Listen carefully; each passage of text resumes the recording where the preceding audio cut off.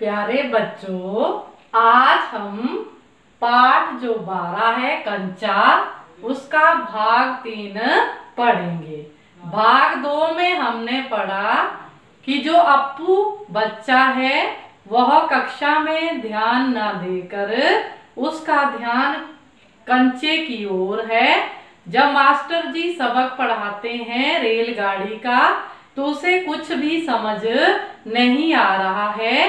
कक्षा में ध्यान देने के बजाय वह खेलने की ओर अपना ध्यान ज्यादा दे रहा है, जिस कारण उसे मास्टर जी की डांट का सामना करना पड़ता है। अब हम उससे आगे पढ़ते हैं। मैं अभी किसके बारे में बता रहा था? तो ये मास्टर जी कह रहे हैं, उन्होंने अप्पू को पूछा कि मैंने क्या पढ़ाया, किसके बारे में बताया। कर्मठ मास्टर जी, कर्मठ मतलब मेहनती। उस लड़के का चेहरा देखकर समझ गए कि उसके मन में और कुछ है। शायद उसने पाठ पर ध्यान दिया भी हो। अगर दिया है तो उसका जवाब उसके मन से बाहर ले आना है, इसी में उनकी सफलता है। हाँ हाँ बता, डरना मत। मास्टर जी ने देखा अप्पू की जबान पर जवाब था हाँ हाँ। वह कांपते हुए बोला, कंचा कंचा। अब इस तरह से लड़खड़ाती आवाज में अप्पू जवाब देता है, जबकि कंचा तो सबक ही नहीं पढ़ाया जा रहा है। कंचा तो उसके कल्पना में है बच्चे की, जिसके बारे में वह सोच रहा है। वे शक पका गए। शक पकाना मतलब संकोच में पड़ जाना। कक्षा में भूचाल आ गया। भूचाल मतलब भूकंप आता है, जैसे हलचल मच जाती है वैसे ही मच गई कि जिसके बारे में पढ़ाया जा रहा है वह जवाब सही नहीं दिया जा रहा है अप्पू के द्वारा। उसने तो अपना विषय ही बदल दिया। रेलगाड़ी से वह कंचा पर पहुंच गया। Stand up.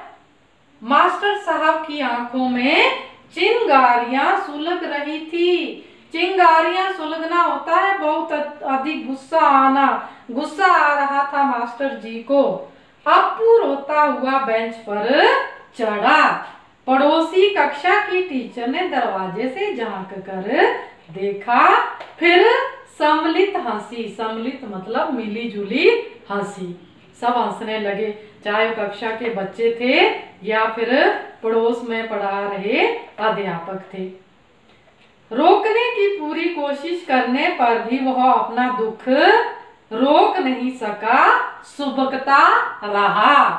सुबकना होता है हिचकियां लेते हुए रोना। तो कौन रो रहा है इस तरह से हिचकियां लेते हुए? अप्पू रो रहा है। रोते रोते उसका दुख बढ़ता ही गया। सब उसकी तरफ देख देख कर उसकी हंसी उड़ा रहे हैं, चाहे रामन है, मलिका है या कक्षा के और बच्चे सब। बेंच पर खड़े खड़े उसने सोचा, दिखा दूंगा सबको, जॉर्ज को आने दो। जॉर्ज जब आए, जॉर्ज के आने पर वह कंचे खरीदेगा। अब भी अप्पू का ध्यान किस ओर है? कंचे की ही ओर है। अब भी वह कक्षा में पढ़ाई की ओर ध्यान नहीं लगा पा रहा है। इनमें से किसी को वह खेलने नहीं बुलाएगा। कंचे को देख ये ललचाएंगे। ललचाएंगे मतलब इनके मन में भी लालच आएगा कि हम भी कंचा खेलें।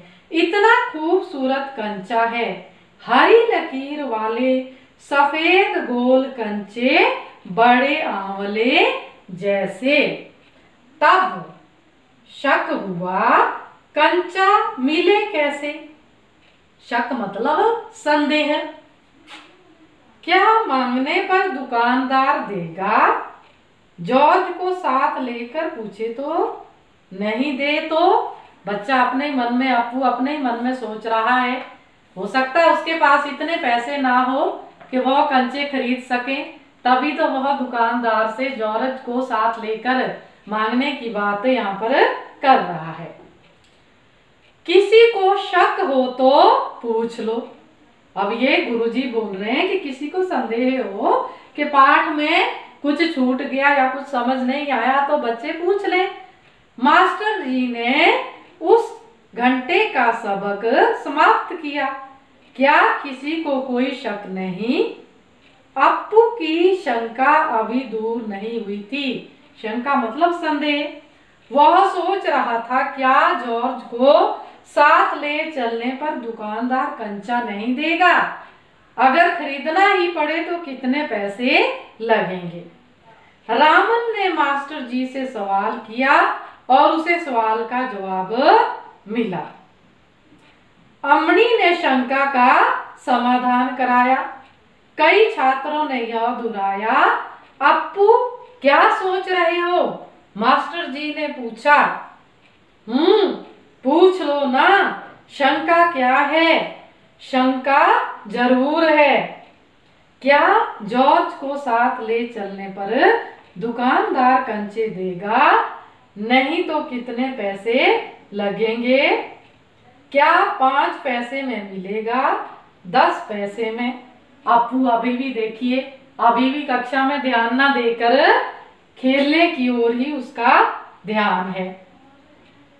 क्या सोच रहे हो? पैसे?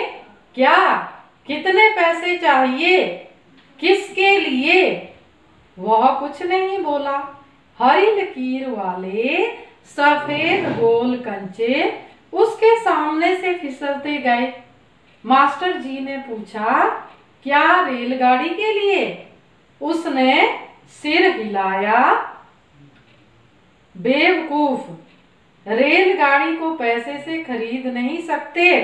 अगर मिले तो उसे लेकर क्या करेगा? अब मास्टर जी ने तो ये सोचा कि शायद इसके मन में रेलगाड़ी को खरीदने की बात आ रही है, लेकिन अप्पू के मन में तो कुछ और ही चल रहा है।